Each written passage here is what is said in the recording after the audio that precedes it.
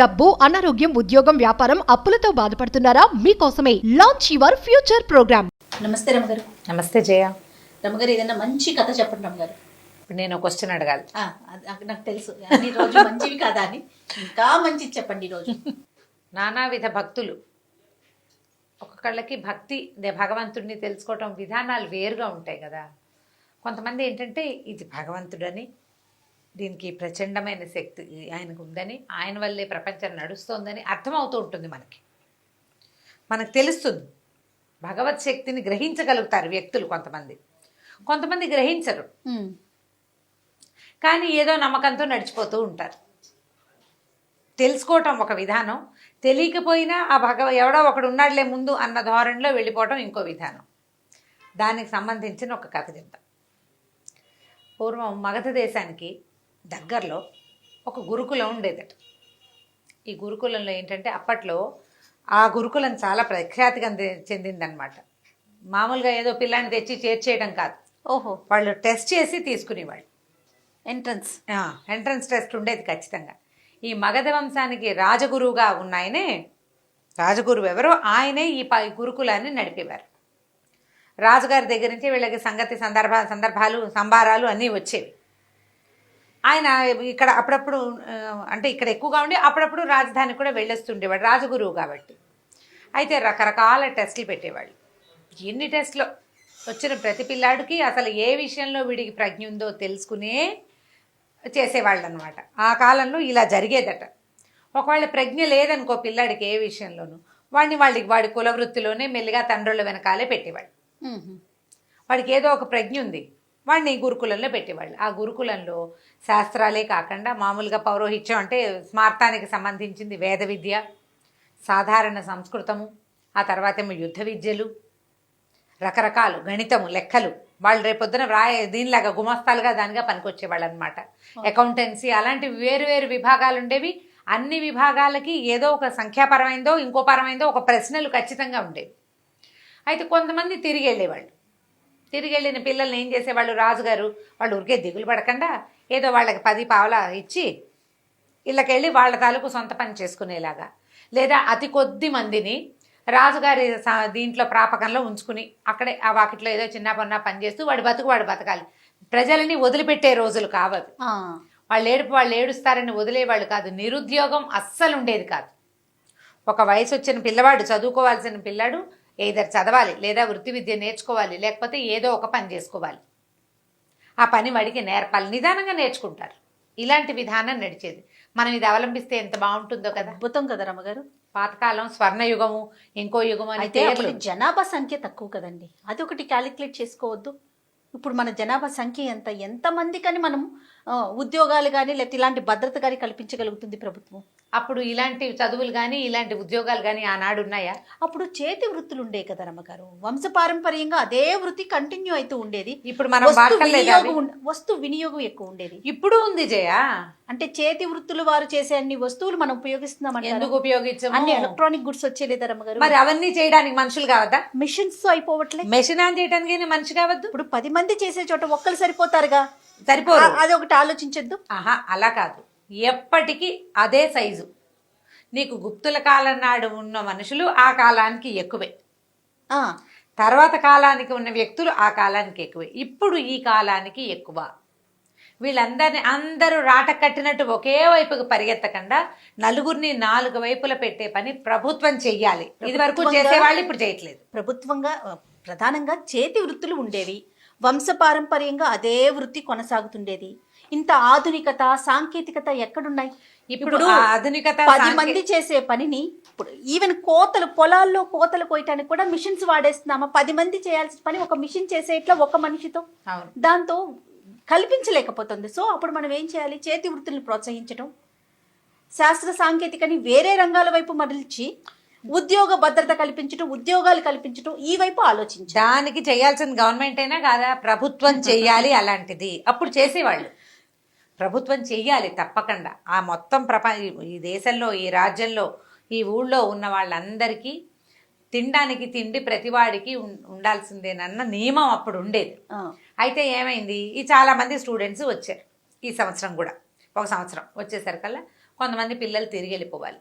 అయితే వాళ్ళల్లో ఒక పిల్లాడు, వాడికి పేరు ఏదో ఉంది కానీ ఇప్పుడు నాకు అది గుర్తు రావట్లేదు.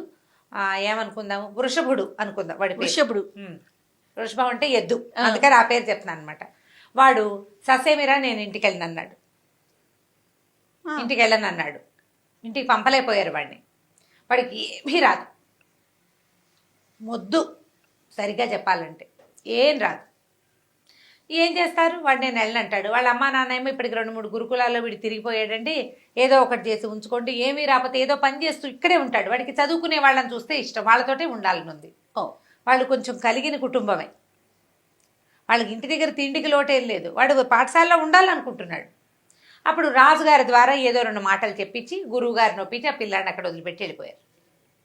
ఈ మన రాజగురువే ఇక్కడ గురువుగారు అని చెప్పాం కదా, ఈయన మహారామ భక్తులు. ఎంత రామ భక్తులో, ఏది ఆయన ముందు పెట్టినా రామార్పణం అనేవారు. అంతా రామార్పణమే, భోజనం చేస్తూ రామార్పణం, ఎవరైనా దండం పెట్టే రామార్పణం. అదొక అలవాటుగా ఉండేది. మనం రామ అనుకుంటాం కదా, అయ్యో రామ అంటాం, అంత పెద్దానికి రామ అంటాం, ఆయన రామార్పణం అంటారు. నమస్కారాన్ని స్వీకరించడానికి రామార్పణమే. ఆహారం, మంచినీళ్ళు, ఎక్కడైనా మంచి ఆసనం ఇచ్చి గురుగారి ఈ ఆసనం మీద మీరు కూర్చోండి అంటే రామార్పణం అని దండం పెట్టుకుని అక్కడ కూర్చునేవారు. ఆయనకి రామార్పణం అనేది ఊత పదం. అన్నీ ఆయనకి సమర్పించటమే, అన్నిటి రాముడికి సమర్పించటమే ప్రతిదీ. సరే, ఈ పిల్లాడు ఇక్కడ ఉండటం మొదలెట్టాడు. ప్రతి క్లాస్లోనూ కాసేపు కూర్చునేవాడు, లేచి వెళ్ళిపోయేవాడు. ఆ పాఠం ఈ పాఠం అన్ని పాఠాల చుట్టూతా తిరుగుతూ ఉండేవాడు. పిల్లాడు కొంచెం మొద్దుగా ఉండేవాడుగా, వాడిని వాళ్ళు వీళ్ళు ఎక్కిరిస్తూ ఉండేవాడు, కానీ వాడికి తెలిసేది కాదు, ఎక్కిరిస్తున్నారని అర్థమయ్యేది కాదు. సరే, ఈ అన్ని పాఠాలు అయ్యాక వంటలు చేయడానికి కూడా ఒక క్లాసులు నడిచేవి. పాకశాస్త్రం మాత్రం నేర్చుకోవద్దు, ఇప్పుడు రాజుగారి ప్రాపకంలో నడిచే పాఠశాల కదా, ఒక వంటశాల ఉండేది. ఈ పిల్లాడు ఈ వంటశాల వాళ్ళ దగ్గర కొంచెం భారీగా ఉన్నాడు, కొంచెం బరువుగా ఉన్నాడు. వాడు ఏదైనా వరే ఇది అక్కడ పెట్టు, అది బట్రా, బస్తా బట్రా, ఇది కాస్త బియ్యం కడుగు, ఈ గుండెకి కడుగు, ఇది ఎసట్లో పొయ్యి ఎగసం తొయ్యి అంటే అలాంటి పనులన్నీ చేసేవాడు. క్రమంగా పిల్లలందరినీ చూసొచ్చి పొయ్యి దగ్గర కూర్చోవటం నేర్చుకున్నాడు. వాడు వంటశాలలోనే వాడు బాగా సహాయం చేసేవాడు ప్రతి పని. అక్కడి నుంచి మరి ఇప్పుడు ఇన్ని క్లాసులకి తిరిగి వంటశాల దగ్గర చేరిన పిల్లాడు ఈ మాత్రం తిండు, బాగానే తింటాడు. తిండి వంట పట్టి పిల్లాడు చక్కగా ఎదిగాడు పుష్టిగా. అయితే వీడికి సందట్లో ప్రతి క్లాసుకి వెళ్తాడా, ఒక్క పాఠం వచ్చేది కాదు వాడికి. కానీ గురువుగారు అనే రామార్పణం మాత్రం వంట పట్టింది. రామార్పణం అనేవాడు. పొయ్యిలో ఎగసం తోసి రామార్పణం, బియ్యం ఎత్తి ఎసట్లో పోసి రామార్పణం, ఆకుకూర తరిగి రామార్పణం అనేవాడు. సరే, ఏవో ఒక పదం వచ్చింది కదా, పెద్దగా మాటలు రావు వాడికి, ఏవో కాసిన చిన్న చిన్న పదాలు, అవద్దు, అవును, కాదు, అలాంటివే వచ్చు, చిన్న చిన్నవే. కానీ మాటలు కూడా రానంత మేధకుడు, పర్సనాలిటీ మాత్రం బాగుండేది. అయితే సరే, ఇట్లాగే జరుగుతోంది. 1 సంవత్సరం గడిచిపోయింది. వీడికి ఏమైనా వచ్చిందంటే ఏమి రాలే, రామార్పణం తప్పిస్తే ఇంకేం రాదు. కానీ వాడికి ఏం వచ్చిందంటే అంత అన్నం వండటం, పప్పు చేయటం వచ్చింది. ఓ పదార్థం చెయ్యి అంటే వాడు ఆకుకూర వేసి పప్పు వండుతాడు, దోసకాయ వేసి పప్పు వండుతాడు, టమాటా వేసి పప్పు వండుతాడు. పప్పు చేసి దానికి ఇంత తాలింపు వేసి అక్కడ పెట్టడం వచ్చు. ఇంతమంది విద్యార్థులు ఉన్నారుగా, పెద్ద గుండిగా చేయగలడు. చిన్నది గబుక్కని ఎవరైనా వచ్చారంటే, సాపాట్లు భోజనాలు అయిపోయిన తర్వాత ఎవరైనా గురుగారిని చూడడానికి వచ్చారనుకో, ఒక గ్లాస్ బియ్యం పెట్టి ఒక కాస్త పప్పు వండారంటే చెక్కమని కాస్తంత పప్పు అన్నం. అప్పట్లో మనలాగా 4 పదార్థాలు తినేవాళ్ళు కాదు, పప్పు అన్నం మజ్జిగ అన్నంతో సరిపోయేది. అది నేర్చుకున్నాడు. సరే, కొంచెం అన్నం వండుకుని తింటాం వాడికి వచ్చు. ఏదైనా కార్యక్రమాలు అవి ఉన్నప్పుడు అన్ని పనులలో వాడు వెనకాల ఇది పట్టుకోరా, ఎత్తరా, అలాంటి పనులు చేసేవాడు. బాగా ఊహొచ్చింది, కొంచెం ఎదిగాడు. మొదట వచ్చినప్పటికీ ఇప్పటికీ ఏమైందట, గురువుగారికి పొలాలు అవి కూడా ఉన్నాయి. అంటే ఈ పాఠశాలకి, ఆశ్రమ పాఠశాల కదా, గురుకులానికి ఉన్నాయి ఇవి పొలాలుంటే జొన్న చేనుకి కాపలా పంపించాలి ఎవరినైనా. సైనికులు చాలామంది ఉంటారు వీళ్ళ దగ్గర. అయితే అప్పుడు ఏదో ఒక చిన్న యుద్ధపు ఆలోచనలు ఏవో ఉండి సైనికులందరినీ పంపించేశారు రాజధానికి. పిల్లలే కాపలాలు కాసుకుంటున్నారు. ఏమనుకున్నారు, ఈ వృషభుడు ఉన్నాడు కదా, వీడు ఎలాగో ముద్రా చిప్ప, ఇక్కడ చేసే పని ఉంది, చదువు ఎలాగూ లేదు, పరీక్షల వేళ వచ్చేసింది, వీడిని జొన్న చేను కాపలా పంపిద్దాం అనుకున్నారు. జొన్న చేనుకి ఏం చేయాలి, వడిసలు విసిరాలి, హే హే అని కేకలు పెట్టాలి, ఇప్పటికప్పుడు డప్పు కొట్టాలి. సరే, ఏం చెప్పారు, వాడిని ఏరా వెళ్తామంటే వెళ్తానన్నాడు. పొద్దున్నే పోయి రాత్రికి రావాలి. పొద్దున్నే ఏం చేశారు, వీడికి 1 గ్లాస్ బియ్యం, తర్వాత ఎంత పప్పు, ఆకుకూర, కాస్త తాలింపుకి అవి మూట కట్టించారు. పొయ్యి వెలిగించుకోవడం అన్నీ వచ్చు వాడికి. 2 గిన్నెలు అన్నీ చిన్న బండి మీద వేసి ఏం చేశారు, గిన్నెలు అవి అక్కడే వదిలిపెట్టరా, పాపది బియ్యం అయిపోతాయి, రేపు పొద్దున పట్టుకెళ్దు కానీ అన్నారు. సరే, ఒక సీనియర్ విద్యార్థి ఒకడు, వీడి కొంచెం అంటే వీడికి మాట్లాడటం కావాలి కదా, బాగా చెప్పగలిగిన ఓపిక ఉన్నవాడిని ఒకడిని ఇచ్చి పంపారు.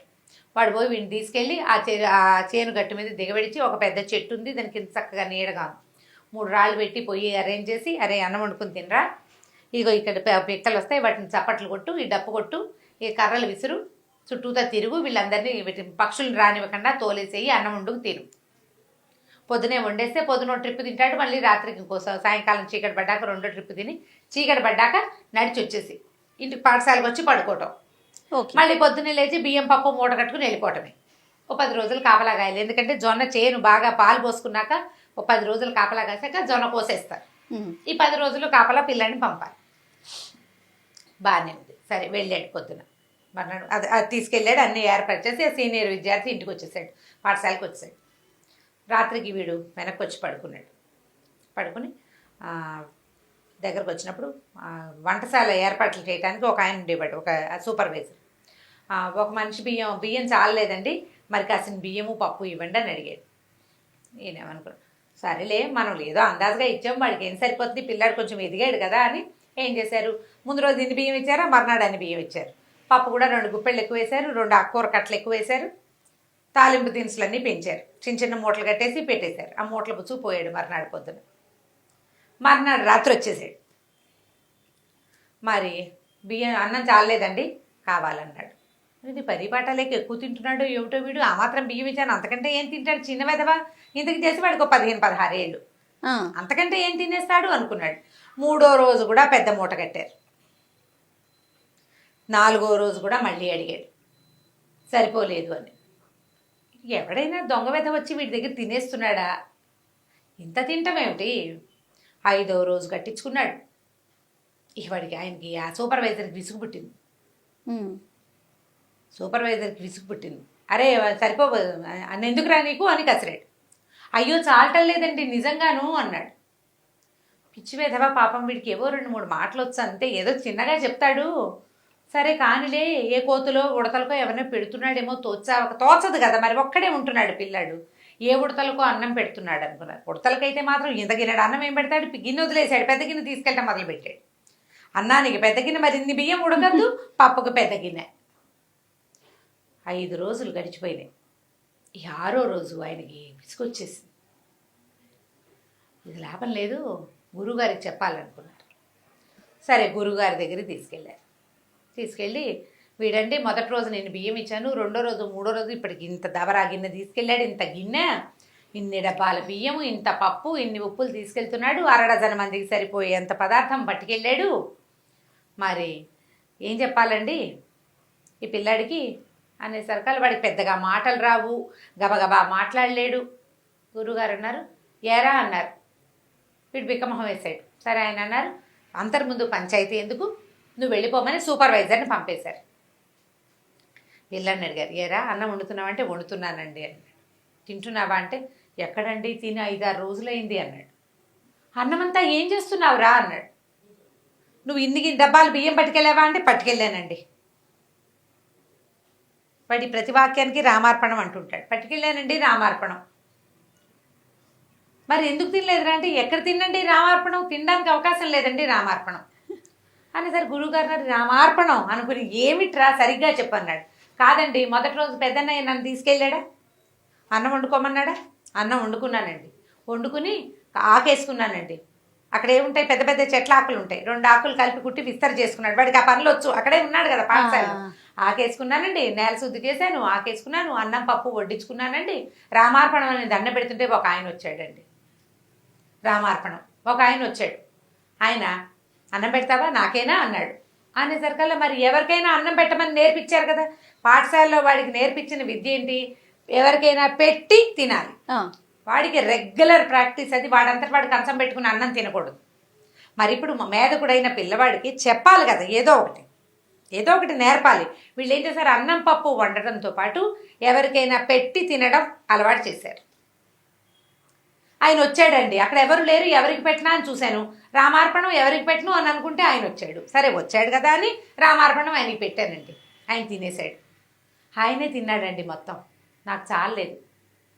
ఆయన తిన్నాక నాకు ఆకలి లేదండి, ఆయన వెళ్ళిపోయాడు. 2వ రోజున ఆయన వస్తాడేమోనని 2 డబ్బాలు బియ్యం పట్టుకెళ్ళా.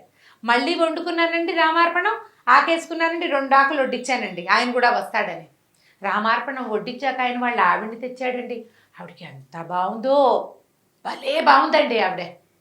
రామార్పణం ఎంత చక్కగా ఉందో. ఇద్దరు కలిసి అన్నం తినేశారండి. రామార్పణం నాకు ఆకలి లేదు, నేను తినలేదు, కానీ నాకు ఆకలి లేదు. 3వ రోజున 3 డబ్బాలు పట్టుకెళ్ళాను బియ్యం. మళ్ళీ రామార్పణం అన్నం వండుకున్నాను. ఈసారి వాళ్ళ తమ్ముట్ట పెద్ద బాణం అది పుచ్చుకున్నాడు. ఆయన దగ్గర కూడా బాణం ఉందండి, ఇంత పొడుగునున్నాడు.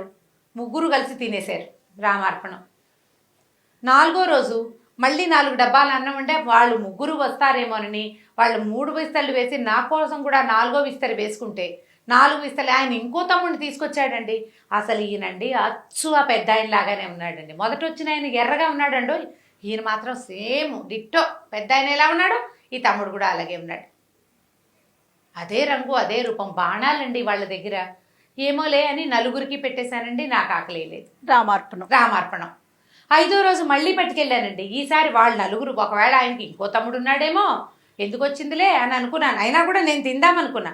వాళ్ళు నలుగురు, నేను ఒకదాన్ని అనుకున్నా. 5 ఆకలేస్తే ఆయనకి 3వ తమ్ముడు ఉన్నట్టండి, బంగారపు రంగు. ఆయన తీసుకొచ్చాడండి. వాళ్ళు 4 అన్నదమ్ములు, ఒక ఆవిడే. అందరూ ఎంత బాగున్నారో, ఇంతంత పొడుగు మనుషులు, బాణాలు, బట్టలు ఎంత బాగున్నాయో. వాళ్ళు 5గురు కూర్చుని తినేశారు. 6వ రోజు కూడా పట్టుకెళ్ళానండి. ఈసారి వాళ్ళ బంటుట, ఆయన ఎంత ఉన్నాడో వీళ్ళందరినీ కలిపితే ఆయన అంత ఎత్తవుతారండి రామార్పణం. ఆయన దగ్గర ఒక పెద్ద గద కూడా ఉందండి. వాళ్ళందరూ తినేశారు. రేపు ఎవరు వస్తారో అందుకని ఇవి చాలదు, నాకు ఎక్కువ కావాలంటే గురువుగారు నిర్ఘాంతపోయాడు. ఒక ఆయన వచ్చాడు, భలే అందంగా ఉన్నాడు, బాణాలు పట్టుకుని ఉన్నాడు. వాళ్ళ ఆవిడ వచ్చింది, ఆవిడ చాలా అందంగా ఉంది. 2వ రోజో తమ్ముడు, 3వ రోజో తమ్ముడు, 4వ రోజో తమ్ముడు వచ్చాడు. ఒక బంటు కూడా వచ్చాడు. ఎంతమంది అయ్యారు? 4 అన్నదమ్ములు, భార్య, బంటు. ఈ 6గురు ఉండే సమూహం ఎక్కడిది? ఆయన వీడు రామార్పణం. అప్పుడు ఆయనకి స్ట్రైక్ కూడా ఏమైందంటే, వీడు అవును కాదు లేదు లాంటి మాటలు చెప్తాడు. కావాలి నాకు వద్దు తప్ప వీడికి వాక్యాలు మాట్లాడటం రాదు. పైగా 6 రోజుల నుంచి అన్నం తినని పిల్లవాడు శుభ్రంగా ఉన్నాడు. పైగా ప్రవాహంలాగా మాట్లాడేస్తున్నాడు. ఆయన గబగబా లేచొచ్చాడు. లేచొచ్చి వాడి నెత్తి మీద 2 చేతులు పెట్టేట్ల మొహం మీద పెట్టేసరికల్లా ఆయనకి ఒక షాక్ కొట్టినట్టు తెలిసిందనమాట. వీడు ఎవరినైతే రోజు చూస్తున్నాడో, రామార్పణం సాక్షాత్ రామచంద్రమూర్తి కుటుంబాన్ని చూస్తున్నాడు. వాడు భగవంతుడని తెలియదు వాడికి. రాముడని, లక్ష్మణుడని, భరతుడని, శత్రుఘ్నుడని, సీతమ్మ తల్లని వచ్చింది, ఆంజనేయుడని వాడికి తెలియదు. తెలియకుండా రామార్పణం ఎవరికైనా పెట్టి అన్నం తినాలన్న వాడి ఆలోచనకి భగవంతుడు రామార్పణం అన్నందుకు రాముడు వచ్చి తింటున్నాడు ప్రతిరోజు. ఆయన కదిలిపోయాడు, అరిచి కేకలు పెట్టాడు, రండిరా అందరం వెళ్దాము, రోజు ఇవాళ కిష్కింధాపుర వాసులంతా వస్తారని ఎంత అరిచి, అసలు ఎంత ఉద్వేగం అయిపోయిందంటే, సంవత్సరాల తరబడి నా బతుకంతా రామార్పణం అన్నా కూడా భగవంతుడు నన్ను కరుణించలేదు. అమాయకుడు, మేధకుడు, బుద్ధి లేనివాడు, అన్నం తింటం తప్పిస్తే 2వ పని చేత కానివాడు, వాడికి భగవంతుడు ఇట్లా చూపించాడు కరుణ. ప్రతిరోజు 6 రోజులు వాడిని చూడ్డానికి వచ్చాడు. 6 రోజులు వాడు పెట్టిన అన్నం తిన్నాడు. ఆయన ఉద్వేగాన్ని తట్టుకోలేకపోయాడు అనమాట. ఇక బళ్ళు కట్టించి ఎంత ఆహారమో పట్టుకెళ్ళారట, ఎన్ని పదార్థాలో పట్టుకెళ్ళారు అక్కడికి, ఆ పొలం దగ్గరికి. బోల్డ్ అంత వంట చేశారు. అందరూ చూస్తున్నారు. ఆకులు వడ్డించేయరా, ఎవరు వస్తారో చూద్దామంటే బోలెడు ఆకులు వేసి వడ్డించాడు ఈ వృషభుడు. ఎవ్వరు రాల. చాలాసేపటికి చూస్తున్నాడు. రోజు మనుషుల్ని చూడడం అలవాటైంది. బోలెడంత పెద్ద కోతల మంద ఒకటి వచ్చి ఒక్కొక్క ఆకు ముందు కవాతు చేస్తున్న సైనికుల్లాగా కూర్చుని వడ్డించిన ఆకుల్లో శుభ్రంగా ఆహారం అంతా తినేసి లేచి ఈ గురువుగారు, ఆయన శిక్షగణము, ఆ ఆశ్రమ పాఠశాలలో పనిచేసే సమూహం బోళ్ళంతమంది ఉన్నారా, అందరూ మనుషులు ఉన్నారన్న భయం కూడా లేదు. ఎలా అంత సమూహం, వానర సమూహం ఎలా వచ్చిందో, ఎలా వెళ్ళిపోయిందో తెలీదు. వచ్చింది మొత్తం వండిన పదార్థం ఒక్క మెతుకు మిగల్చకుండా, వెనక్కి ప్రసాదం మిగల్చకుండా మొత్తం పెట్టినవన్నీ తినేసేసి లేచెళ్ళిపోయి. గురువుగారి పిల్లవాడి పాదాలు పట్టుకున్నాను. రామార్పణం అనేది నోటితోటి అంటున్నాను నేను, వీడు త్రికరణ శుద్ధిగా అన్నాడు. అది తప్ప ఇంకొకటి లేకుండా చేసిన మనస్ఫూర్తిగా లోపల నుంచి, మామూలుగా నోటితో అంటంగా, మనోవాక్కాయ కర్మలతోటి, మాటతోటి, మనసుతోటి, కర్మతోటి కూడా, మనోవాక్కాయాలతోటి చెయ్యాలి. అది మనం చెయ్యాలి కదా, నోటితోటి అంటే ఏం ప్రయోజనం? ఆ దానికే భగవంతుడు వీడిని ఇట్లా కరుణించాడని ఆ పిల్లాడిని భుజాన్ని ఎత్తుకుని, నాయన నువ్వు ఎంత అదృష్టవంతుడివిరా, ఎన్ని జన్మల పుణ్యం చేస్తేనే ఈ ఫలితం లభిస్తుంది. ఇప్పటికీ ఆ వచ్చిన వాడు దేవుడని రాముడని వాడికి తెలియదు, కానీ వాడి బుద్ధి మాత్రం వికసించింది. తర్వాత వాడు ధారాళంగా మాట్లాడటం మొదలుపెట్టాడు. ఈ గురువుగారు వాడికి స్వయంగా దగ్గర కూర్చోబెట్టుకుని, మేధకుడని వాడిని పక్కన పెట్టకుండా వాడికి స్వయంగా చదువు చెప్పి తన దగ్గరే ఉంచుకున్నారట. సంవత్సరాల తరబడి గురువుగారిని పక్క నుండి సేవించే భాగ్యం వాడికి లభించింది భగవంతుని చూసిన కళ్ళ వల్ల. నమ్మిన వాడికి ఇలా వస్తాడు దేవుడు. ఆయన దేవుడని మనం తెలుసుకోలేము, అంతే. ఇది దేవుడు ప్రతివాడికి, అందరికీ కోదండం పుచ్చుకుని వస్తాడా రాముడు? రాడే, సహాయకారు అవుతారు త్రికరణ శుద్ధితో. అంతే కదా నా పిల్లోడు చేసిన పని. అంతే. మనం వీటితోటి మనం నమ్మాలి కదా, మనం మనసులో నమ్మాలి, మాటతోటి నమ్మాలి, పని కూడా నమ్మిన పని చేయాలి. దేవుడికి ఒక ఆకేసి మనం ఒక ఆకు వేసుకోవాలి దేవుడి దగ్గర మనం. అయితే దేవుడాకు దేవుడిదే కదా, ఆయన వచ్చి తినబోయాడా అని అందులో నుంచి ఎంగిల్ చేస్తామా? చెయ్యం కదా. ప్రసాదంగా స్వీకరించాలి. ఆ ఈ ఆకుని తీసుకెళ్ళి ఎవరికైనా ఇవ్వంటే అలాగే ఇచ్చేయాలి. ఇందులో అన్నీ వేయకపోతే దేవుడు అడిగాడా, నెయ్యి అయిపోతే దేవుడు చూశాడంటే దేవుడికే అదంతా నీకు కదా నియమం ఉండాల్సింది. నువ్వు నమ్మాలి, భగవంతుడు సాక్షాత్తు వచ్చి సూక్ష్మాంశంలో ఈ ఆహారాన్ని గ్రహిస్తాడు అని నువ్వు గట్టిగా నమ్మితే నువ్వు చేయవలసిన రకంగా చేస్తావు. నేను చేసేది మంచి, నా మంచిని భగవంతుడు తెలుసుకుంటాడు అంటే ఖచ్చితంగా మంచే చేస్తావు. నువ్వు లోపల నమ్మాలి కదా, లోపల తెలియాలి. ఈ కథని ఎన్ని రకాలుగా మార్చి చెప్పబడిందో ఈ కథ. వినటానికి ఎంత అద్భుతంగా ఉందంటే, శ్రవణానందం అంటారు చూసారా రమ్మగారు, అదే అలా అనిపిస్తుంది నాకైతే. చాలా బాగుందండి. అందులో ఇంకా మీరు చెప్తుంటే ఇంకా చెప్పక్కర్లేదు. నిజంగా సాక్షాత్తు రాముల వారిని చూసామా అన్న అనుభూతి కలుగుతుంది అనమాట. చాలా చాలా బాగుంది. మనం వినటానికి, పిల్లలకి చెప్పడానికి చాలా బాగుంది. అంటే ఇది రియల్ స్టోరీ అంటారా రమ్మగారు, లేకుంటే ఎక్కడన్నా జరిగి ఉంటుంది జయ, జరిగి ఉంటుంది. ప్రేరణార్థక కథలు, భగవత్ సంబంధమైన కథలు వస్తాయి. చాలా పుస్తకాలు ఉన్నాయి, గీతా ప్రెస్ వాళ్ళు వేసినవి. అందులో ఉన్న కథ ఇలా క్రమంగా రకరకాల జరిగి ఉంటుంది. ఎందుకంటే ఇప్పుడు పిల్లాడు చూశాడు ఇలా 5 మనుషులు రావటం. అవును, 4 అన్నదమ్ములు, ఒక స్త్రీ, ఒక బంటు, 6 రావడం పిల్లాడు చూశాడు. వాళ్ళని వాడు భగవంతులని తెలుసుకోలే, అతను చెప్పిన ఆనవాళ్ళని బట్టి గురువు ఊహించాడు. అవును, మొత్తానికి అద్భుతమైన కథ ఒకటి చెప్పుకున్నాం ఇప్పుడు మనం. చాలా అద్భుతమైన కథ అండి రామార్పణం. చాలా చాలా బాగుంది రమ్మగారు. రెగ్యులర్గా కొంచెం ఇలాంటి స్టోరీస్ ఎక్కడున్నా వెతికి తీసి మా అందరికీ అందించండి మీరు. తప్పకుండా. ఓకే రమ్మగారు, నమస్తే. నమస్తే జయ. ఈ వీడియో కనుక మీకు నచ్చినట్లయితే లైక్ చేయండి, షేర్ చేయండి. మరిన్ని ఇంట్రెస్టింగ్ వీడియోస్ కోసం మా ఛానల్ని సబ్స్క్రైబ్ చేసుకోండి.